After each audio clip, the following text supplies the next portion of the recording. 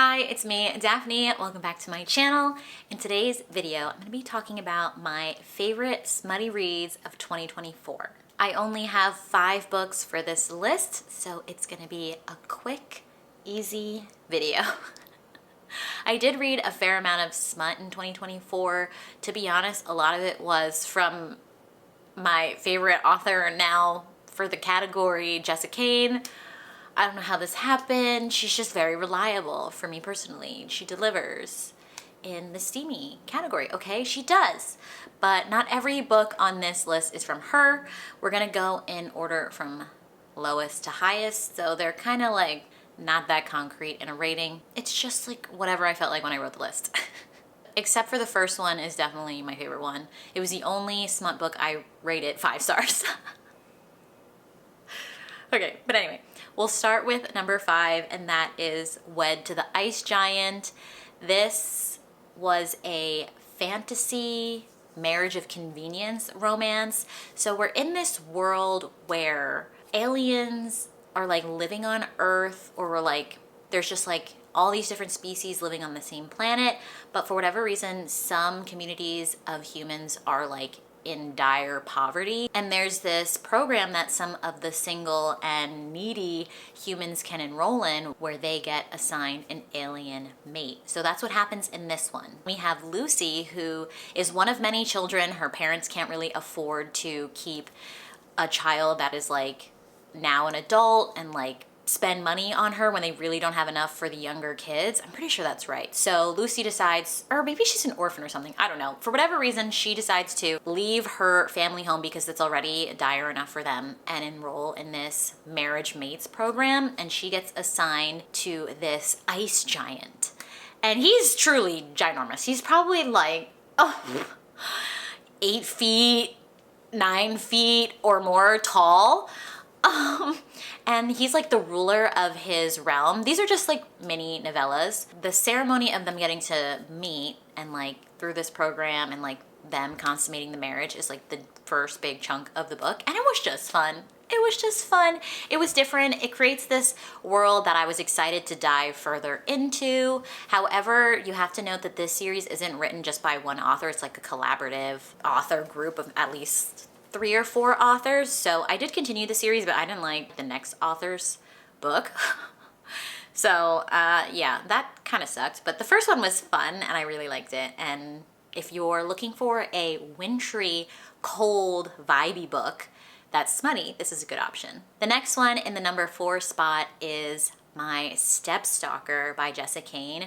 I read this one recently. So this one's between Lula and Vale. So Vale is a military hero. He was like the sniper or like the specific agent that took out this big like terrorist guy, though even though it's a team effort or whatever, he's just like the figurehead of it. So he's getting all this like media attention from it. So he's returned back to the States and he's gonna be checking in with his dad for a couple days before he moves to base to like train the new recruits. So he's gonna be like with his dad for like 3 days. You quickly learn that Vale's father remarried like a year ago and his new wife has a daughter.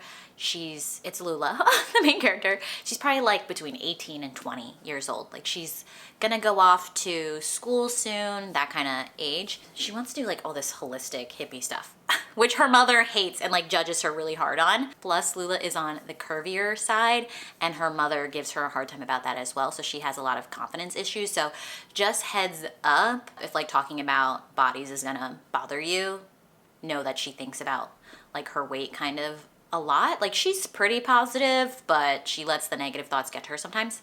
Anyway, Lula has been writing to Vale for a year, like since she's joined the family, and he always thought she was just like a younger person, like much younger, like pretty much a kid, and he would find comfort in her letters while he was like out doing army stuff, you know, and that can be really dark and whatever. Anyway, he comes back and finds out she is clearly a woman.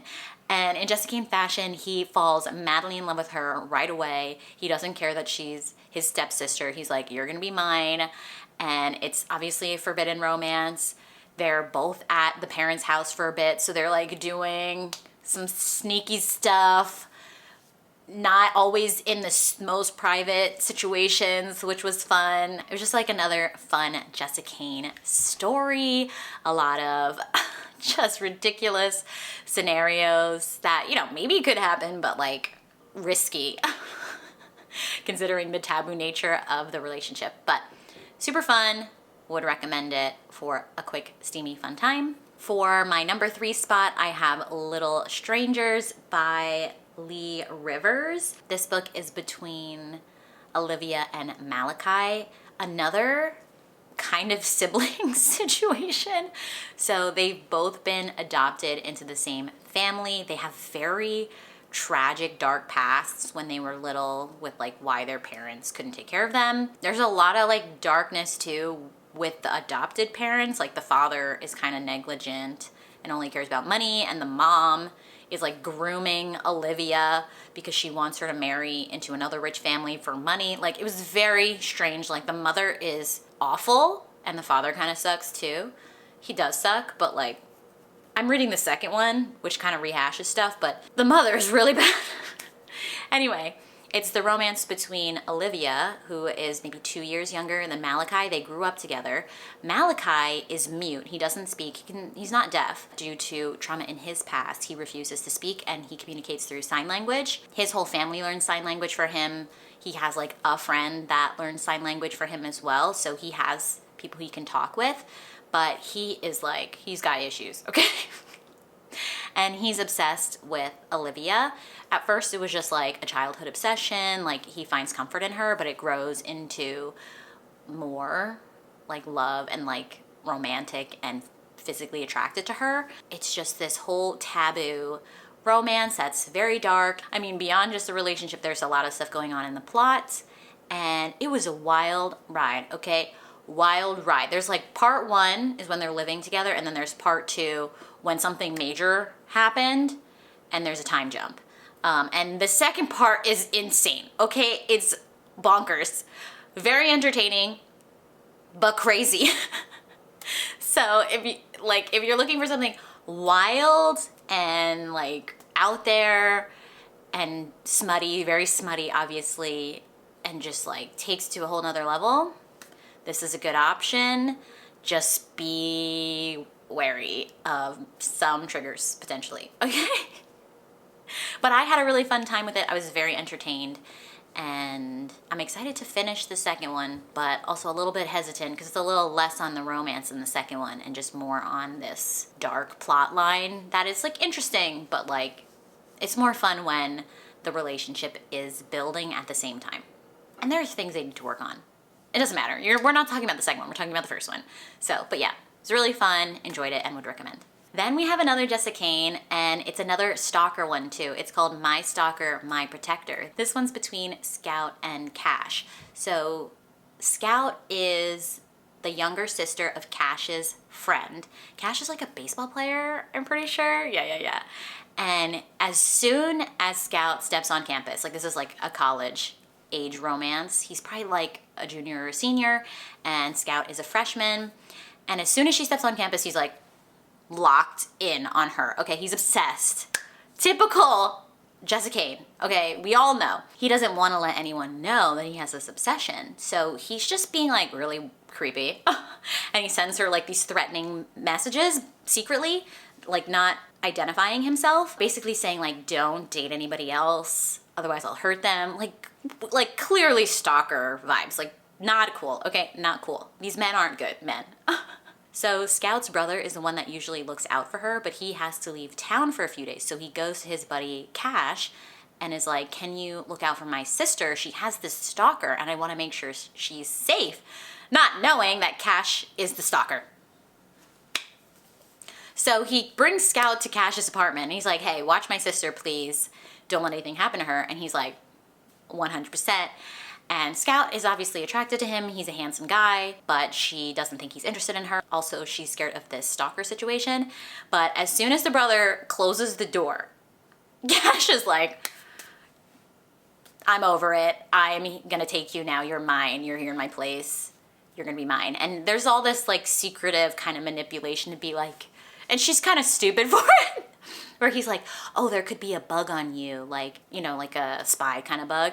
We just gotta check all your clothes. And like, he seduces her in that way, and she's just kind of dumb for like falling for that kind of lame excuse to get her undressed. But it's fun, it's silly. I love a man that's totally infatuated beyond comprehension. Just like to be that desired is just so appealing to me in my romances and my smutty books. So yeah, I love how obsessed these men are and how much they want their women. Love it. Ate it up. And again, fun scenarios, a little bit of, what do you call it? Exhibitionism, I guess, if that's a real word. And just chef's kiss. I think there's probably maybe a little daddy kink, but they're so similar in age, like it doesn't even really mean anything, right? Another successful Jessica Kane. And then the last smutty book that I'm gonna talk about in my #1 spot is The Mobster's Masseuse by none other than Jessica Kane. This one was another really fun time. I don't even remember why I gave this one 5 stars, but I did, okay? It's perfect because then I can just reread it and love it all over again. This one's between Walker and Meadow. So Meadow is a grown woman, okay? She's in her early 20s, but she's gone to school. She's done like her masseuse schooling and she's trying to make a life for herself. She's come up from pretty much nothing and she's happy to be earning her own money for the first time and all this stuff, right? She's really trying to like do good at her job and make her boss happy and all this stuff. I think this takes place in Boston, right? And then we have our mobster guy, Walker, who for his birthday was given a massage certificate by his like best friend. And he agrees to go, but he like really doesn't want to do it because he's like, I can't be vulnerable. Like I am a high profile person. There are a lot of people that want me dead. Like I'm not gonna take my clothes off and be vulnerable. But he goes through the motions of getting this massage done. He goes to the place and he gets assigned Meadow as his masseuse. And he's like, close the door, hold up. I don't want a massage, but I'll pay you $50K to give you a massage. And she's just like, excuse me? And is that smutty romance? It was so fun. Again, he's so obsessed with her and in love with her like immediately. He basically tries to kidnap her. He basically does kidnap her to make her be his. And she's just like, no, no, no, no, no. I'm an independent woman. You're not gonna try to control me like that. And yeah, it just goes from there. That's as much as I remember, but it was super fun. I'm sure they had really fun smutty scenes. Check it out if you need a good smutty time. Is there anything else to say? It was great. It was fun. I loved it, I guess. I'm gonna read it again, probably. I should. Actually, I'm on a mission pretty much at this rate to read all of Jessica Kane's books. Might as well. She has a huge catalog of books. Though I think I heard she's not writing anymore because people were trying to like pirate her stuff. I don't know if that's true or not. But her backlog is huge and I'm just slowly making my way through it. So maybe I'll reread this eventually, but no rush because there's a lot of options to read. So those are my top smutty romances from 2024. I hope you enjoyed this video and I hope it gave you some fun recommendations. If you enjoyed the video, please feel free to leave it a thumbs up and subscribe down below if you haven't already. I would greatly appreciate it and obviously it helps out my channel. And I will catch you in another video. Bye!